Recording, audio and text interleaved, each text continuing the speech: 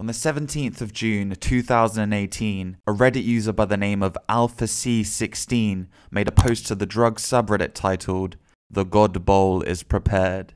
I, being the curious man that I am and an avid user of the subreddit at the time, was really intrigued by this title, and I decided to take a read of the post, and man, what a roller coaster it was. The story, although littered with strange half repetitions of words, was actually very well written, and I was totally engrossed by it. This was so much more than just someone wanting to get high. This was passion.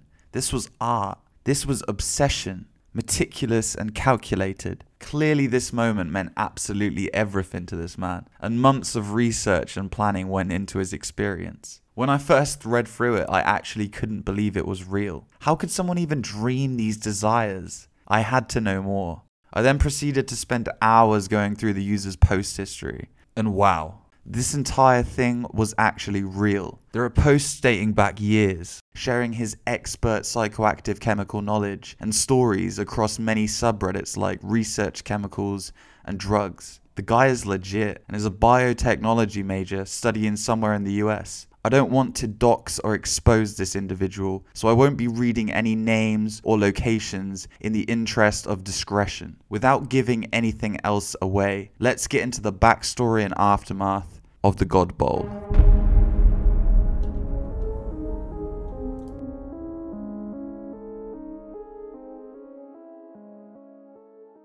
The God Bowl is prepared by Reddit user named AlphaC16. Months have gone into this, collecting the ingredients, the equipment, the plant extractions. The work has come to this. Approximately 2 grams of birthday cake and Bruce Banner blend weed has been grinded to near dust and put in a small flat bottom Pyrex dish. Into the dish goes 500 milligrams MET, 400 milligrams DPT, 1000 milligrams DMT, 50 milligrams 3-HOPCP, 25 milligrams of THJ-018, 2 drops of nutmeg extract, 30 milligrams 5-MeO-DMT, 150 milligrams 5-MeO-MIPT.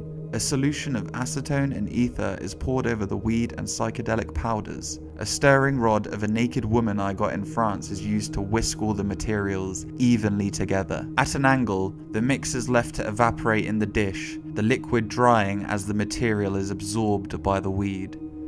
After drying for 2 hours, all liquid is gone, and now the weed has a network of crystals lining every inch of it. It is like green shards of dry glass. Into a 50 milliliter flask, the mix is added. 120 milligrams high purity heroin is added on the top of the mixture, and the 250 milligrams of dyschloroketamine is added in as well. At this time, an amount of methanol and ethanol is used to douse the material in the beamer, and all materials are again stirred together. 3 small pinches of Salvia 250X extract is added to the weed drug slush mix and mixed in slowly. At room temp, the material is left to evaporate away, leaving a substance which may be referred to as drug fiberglass. The plant material of weed and salvia, supersaturated with the various dissociatives and psychedelics and small amount of mild nutmeg delirium, combine to make a crunchy crystallized plant matter. After 2 hours of drying, the material is put onto flat glass plate and all of the materials is scrapped from surfaces. This end product is the culmination of almost a year's worth of collecting the various soul-shattering smokables. All of them crystallize onto the 2.32 grams of plant matter. At this time,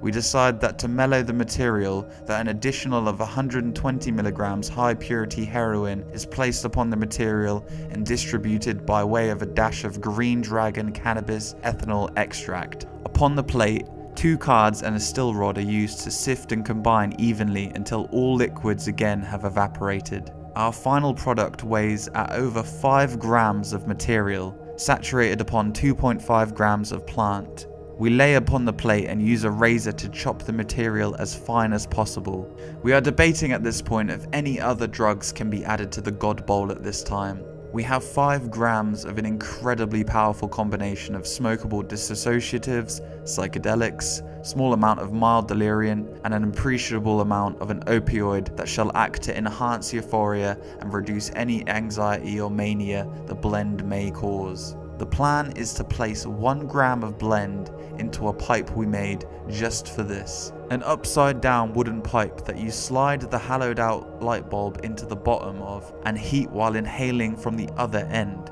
Indirect heat shall allow the various compounds to reach their various vaporization points over time and slowly fill the cavity in the pipe before all at once, after all is evaporated and plant matter appears vaped off, heat is removed and the taker will rapidly inhale all of the smoke in the chamber and hold for 30 seconds before letting out, and the 3 of us will then alternate between assisting the taker and being the taker, watching out for them, giving them blankets or water, keeping them calm, and taking the pipe from them so they cannot break it if they drop it as the wave hits. The plan is set. If anyone has any suggestions for a substance to add to the mix that wouldn't have interactions of a dangerous type, please let us know. Tomorrow night will be the culmination of a year of work by 4 members of the biotech and pharmacology department from...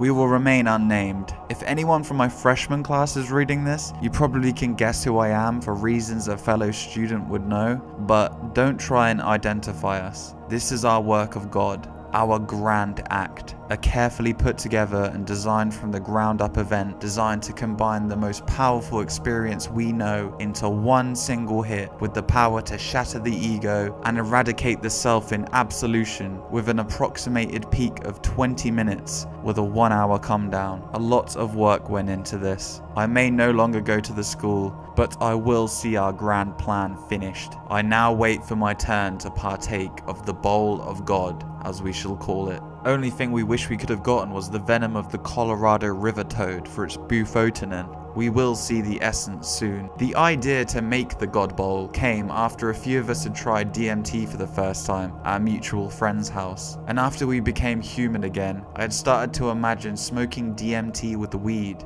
Another mentioned, imagine mixing DMT, the ultimate psychedelic, with salvia, the absolute dissociative, and it kinda went into a how many different things we could safely combine into one cohesive, all-powerful hit. We wish to share the swirling bonds of earth and touch the hand of God. Call this a lie, call this mad, but I never imagined a year ago, after a night post-DMT induced, to search for the solution to the ultimate question, that we would actually stick to doing this. We literally custom built a pipe, bond, vape hybrid for this very vocation, with a 60-watt light bulb, tubing from my nebulizer, a normal water purifier, and a carefully carved piece of maple wood. It's made so that you can load the material into the bulb, push the bulb up into the hole in the underside of the maple stick. This has a second light bulb on top, allowing vapors to rise up and collect from being heated, and it also prevents burning.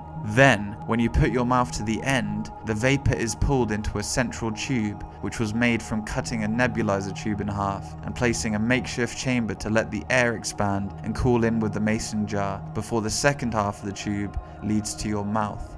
I fucking can't wait. I go third out of definitely 4, maybe 5 or 6. We have 5 grams, so if an additional joins, we shall simply adjust and increase the batch size to 6 grams. 6 hours away. And for those who are saying it's a lie because you can't find half of this stuff, well, by the power of the internet, all but 3 items, DMT, weed and heroin, can be found on RC vendor sites. DMT can be found in plant form on ClearNet sites and extracted as easy as it comes, and heroin is pretty easily found anywhere in and the only point in H is as a slight sedative. Heroin was easier to find and cheaper than any benzo, so we went with that. Kinda sad that heroin is cheaper than temazepam. I am a pretty paranoid person, so posting pics is something that I don't like, but possibly of the pipe if nothing else. Also, yes, you can vape dischloroketamine. It simply takes a slow heating like with an oil burner and holding the bulb about an inch above. Edit. It has been about 4 hours since the first person took a hit, and 3 hours since I did. I did not come out of this as some kind of Buddha. It was not the power of creation that forged me.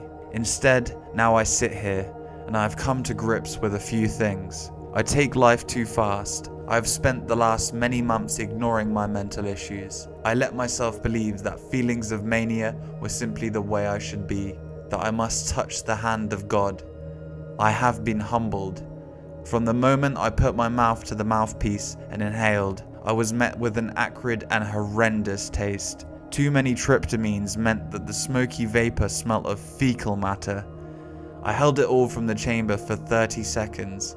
Before I even let it out, I felt like a plastic feel hit my fingers and my mind had been shot. Quickly, I felt like I had died. This state was indescribable. The headspace of DMT is this glory of spirit and the ultimate answer. 5-MeO-DMT is so cold and grey and is the ultimate question. Those and others together cannot really be understood. It was this endless single flat note that felt like a hot ice inside my mind. Like the metaphorical equivalent of dousing your brain in sulfuric acid. I just can't explain how it was. It was definitely muddled. Too many things at once. There is only so much pleasure the mind can take. We are not gods. Drugs do not connect us to our creators. We went over the limit. It feels like I went and pressed all the buttons on a calculator. Alone or in certain combinations, different results appear, but many things simply have no answer and result in an error forcing a reset. This is how this felt. It was an absolute reset, utter differential and collapse of my mental state. My mind became a black hole and I was sucked into an all-powerful non-zero. For what I was told to be 30 minutes, I did not move. I simply lay where I was, breathing at a steady rate. My eyes were unfixed as I was looking off beyond the ceiling, and in my head I was. I tried to splice incompatible formulas. I wish I could make sense of it. But really, all I can say is that I just didn't comprehend anything at all for a solid half an hour. It was quite like I died. There was a visual landscape that combined cities of DMT with the holes of ketamine. The net result, as I saw, just fluttering and endlessly forming and deforming. I was overloaded. In its simplicity, I overloaded what my mind could process and spent 30 minutes mentally performing a file dump. Each drug kept trying to jostle for position, each smashing into each other but none shining through. And I sit here feeling the most lucid I have in a year, like I literally had my batteries ripped out and put back in. I didn't meet God. I didn't die. I learned nothing other than I need to use less drugs. And really, I think I'm gonna take that advice. I've been set to factory default mentally. I'm not sad, I'm not happy. I'm not depressed or manic. I feel almost disturbingly neutral. I'm content. I think I'm gonna stay sober for a while and just focus on the real world. The God Bowl gave me my answers. And it told me to just understand that there is a limit to what drugs can do. They are molecules. We are molecules. They will not make us God. We cannot rely on them for all. I just have to go onward and remember that yes, I'm an ape in clothes. But stop asking so many questions and just go along with it. Don't chase what doesn't exist. I need to give myself a break. The feeling I have now made me feel like I did before I used any drugs. I feel ignorant, but aware that there are just some things that are better left untouched. I'm sure I'll have much to say with time, but in the end, don't overthink things. Sometimes the answers to questions only lead to madness. I have certainly been humbled. Good night. I may not return for a while, or I may be back in an hour. How should I know? I'm not God, and I never will be. Well, that's it for today's video. Do you think this person was telling the truth, or is this all just made up? Let me know what you think in the comments. Thank you so much for watching. I'll be uploading on this channel every Friday, so be sure to subscribe and hit the bell to be notified. And if you could leave a like on this video, that would really help me out a lot with growing the channel. Stay safe, and I'll see you in the next one.